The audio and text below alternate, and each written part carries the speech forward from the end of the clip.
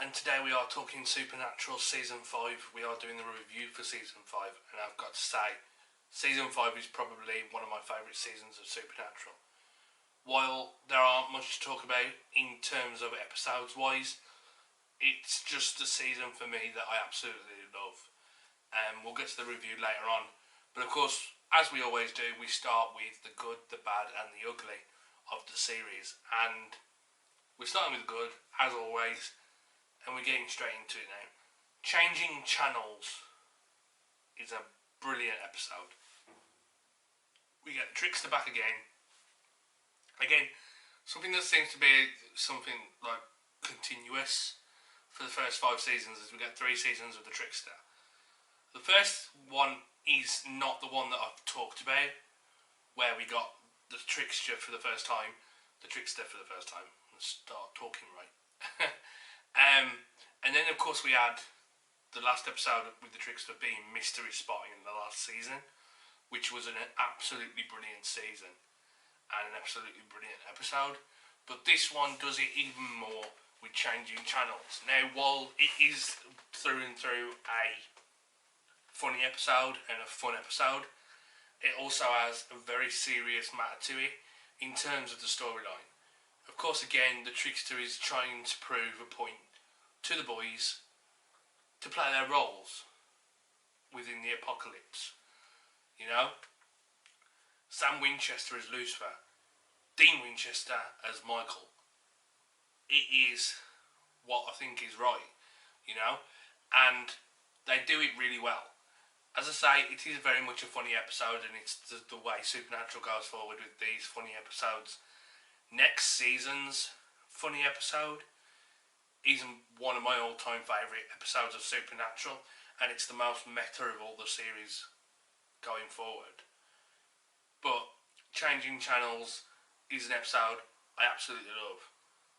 They take the.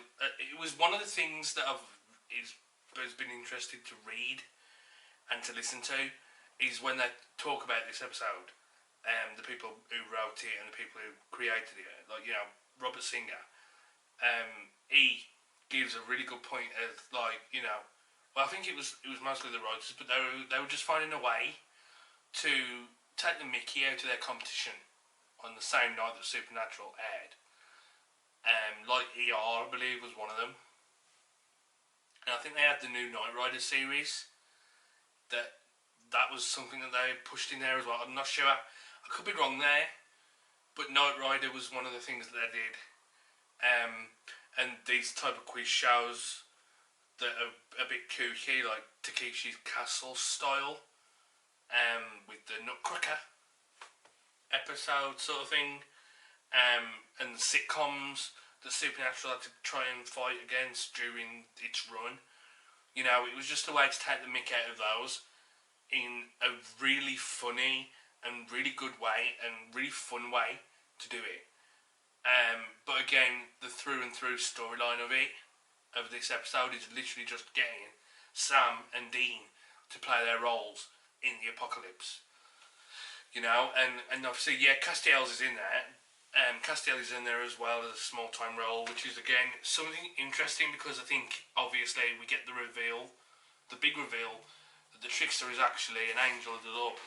The Trickster was actually the first angel to appear on the show, not Castiel.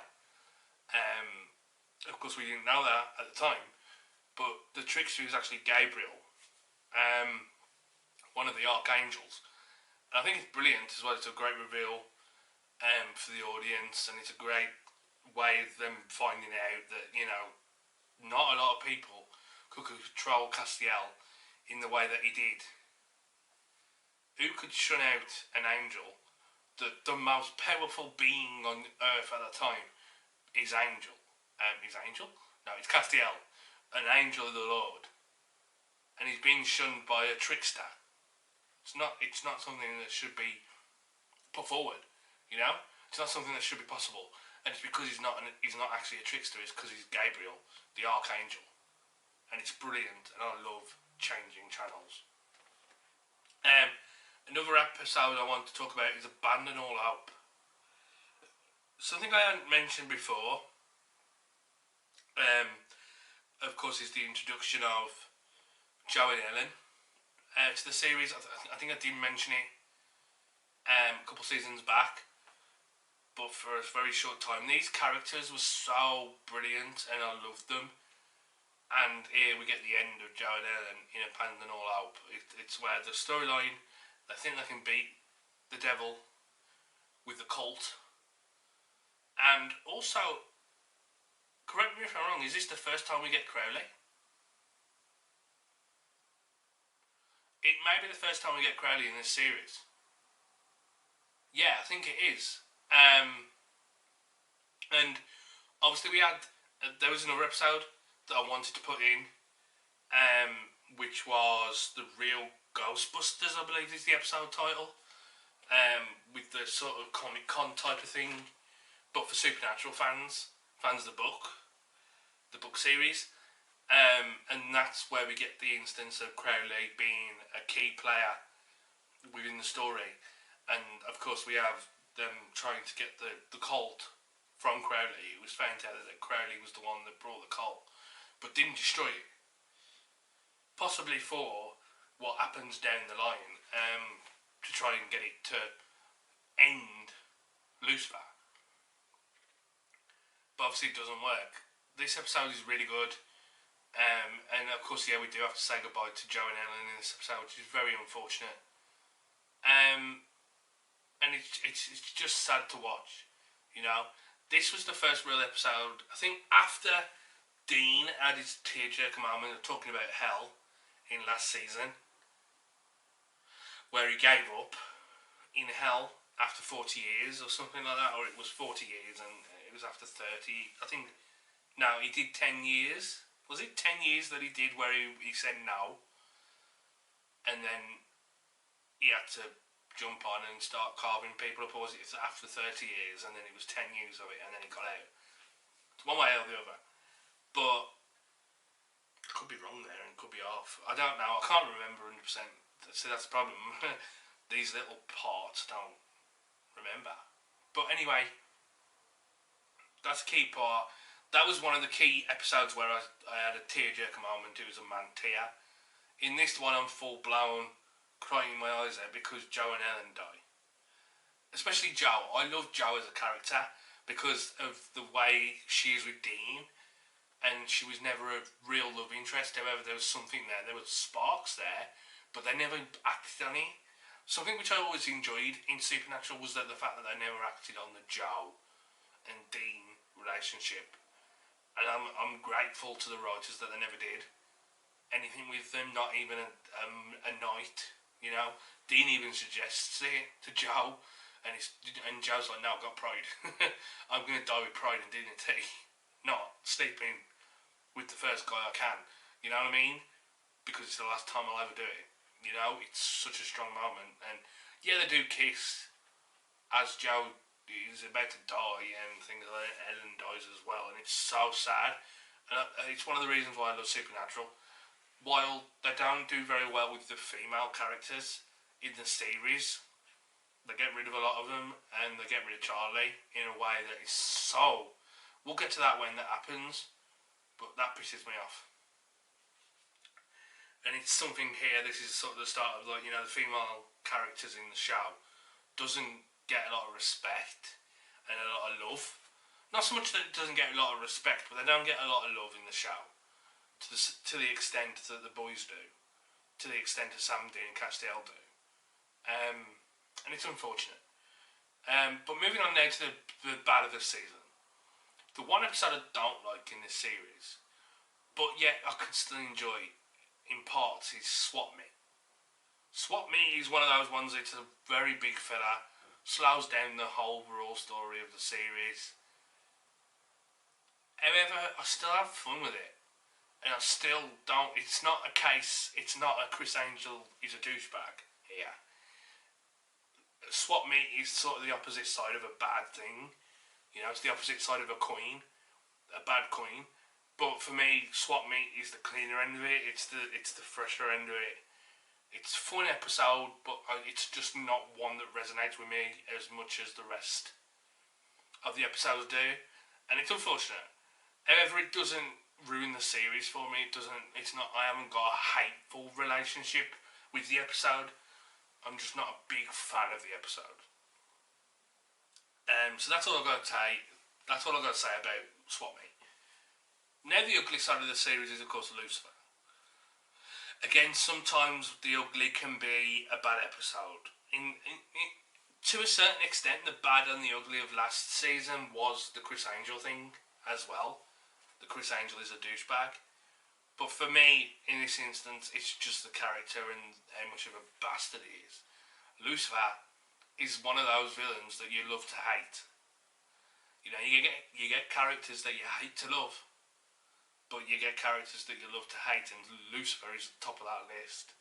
You know, he's freaking brilliant. Mark Pellegrino is absolutely brilliant as Lucifer, and you know he's very different to Tom Ellis. You know, of course, we have that sort of thing.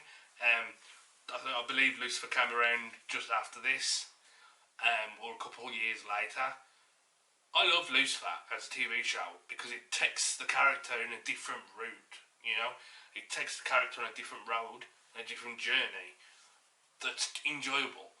I prefer the Lucifer as Supernatural, but what they do with Tom Ellis's one is very much fun. But the Lucifer in this series is a hate character that you love to hate, and I absolutely love it. I absolutely love a character like that. The Joker is one of the biggest of that sort of category. He's at the top of the list in terms of characters you love to hate, you know, and Lucifer's one of them. It's just brilliant, and the fact that they brought him back, and they did sort of dwindle him down a little bit in later seasons. He became not a joke, but he felt less dangerous than he does in this season. I think it's just the writing terms, and things change completely in certain terms of writing and going forward after season 5, and it's simply because Eric Kripke stepped out as showrunner, and you know, certain storylines, certain story beats later on just don't work, which is unfortunate. They brought back Lucifer, and he's like a dead horse that's beat to death. However, I don't think it's a bad thing, you know. I enjoy the fact that they brought back Lucifer. I mean, they brought back Lucifer at the very end of the series when, at that point, Lucifer had already died for good. You know? And I didn't hate that. Didn't love it, but didn't hate it, you know? But for me, this is the definitive Lucifer in the whole series. And yeah, he's definitely a ugly thing of this season. Just because of where he is and what he's doing and the whole war. And could it be worse? Yes, he could be way worse. But he does some awful things in the series. You know, he's the reason Joe and Helen are dead. You know, take that in for a moment. He's the reason why they're dead. So yeah, that's the ugly side of this season. And Swan Song being one of the best episodes of the series as well. It's not one that I wanted to put in the good, simply because it's a bit cliche to put the last episode of the series into that. It's a great episode, don't get me wrong, and it's a great finale. It's probably one of the best finales of the series and of TV, but season 5 overall is just brilliant, and I absolutely love season 5 of Supernatural. There is nothing that I don't love about season 5 of Supernatural, to be fair, apart from Swap Me. However, it doesn't ruin the journey for me, you know? If anything, it just gives me something to talk about and something to feel about. But it certainly doesn't take me away from it. Like Chris Angel is a douchebag, and I promise you this is the last time I will mention that on this channel. And when I'm talking about Supernatural, hopefully. But that is it for this video, except for, of course, the big review of this season. We have to talk about as well, there's one other thing I want to talk about before I actually give the review of the series and a review of the season, and that is the fact that this was meant to be the last season of Supernatural. This was intended to be the last season, hence the title Swan Song. Swan Song literally means the end. and then it continued, and to be fair, the continuation was a little weak to begin with, but it got strong, and it got stronger and stronger as the series went on, and that's amazing for a series to do, to start off weak, in the sense of when a new showrunner comes in and takes over, but the fact that this was meant to be the last series, you know, I'm so glad it wasn't, because then this YouTube channel would not thrive as much in terms of what I want to talk about. I love Supernatural. Supernatural is my favourite show. I mean, I've got Pops over here. You might not be able to see them from there, but you know, we've got Sam, we've got Mark Kane Dean. I haven't got a normal Dean yet. We've got Crowley. Kat and Charlie are on top of Sam and Dean, because of what I brought them online. Didn't buy them from the store when they first came out, like an idiot. And I'm still trying to get a Bobby. Supernatural is one of my favourite shows, and I love to talk about it, and I'm going to be talking about it on my channel until the channel's dead. Arguably the channel's already dead, but but yeah, that is it for today's video. 10 out of 10 for this season, you know. Oh, I know that came out of nowhere there. Yeah, 10 out of 10 for this season. It gets a 10 out of 10. Even Swap Meat doesn't ruin it for me. This is the best season of Supernatural so far. It may be the best season of Supernatural overall. We'll get to that at some point. I'm sure that might crop up, that I might change my mind along the way. There might be a couple of seasons where there is another 10 out of 10. In fact, I could say at least 2 off the top of my head that I'm thinking of are 10s out of 10s. But this, for me, is the best season of Supernatural. And, again, I love Supernatural. I'm going to stop saying that, but obviously it is very true that I love Supernatural. It's quite obvious I love Supernatural. But that's it for today's video. I hope you enjoyed it. I've been Scribble, this has been Scribblesphere. I'll see you in a couple of weeks' time. Yes, a couple of weeks' time. I'm going to give a little break on Supernatural just so that I can kick through the gameplay of The Last of Us 2. I want to finish that off and get some other gameplay started. Just so that when we hit Season 6, I can just be a little bit more concentrated. You know, the problem is playing something like The Last of Us 2. It's strenuous. There's a lot to go on.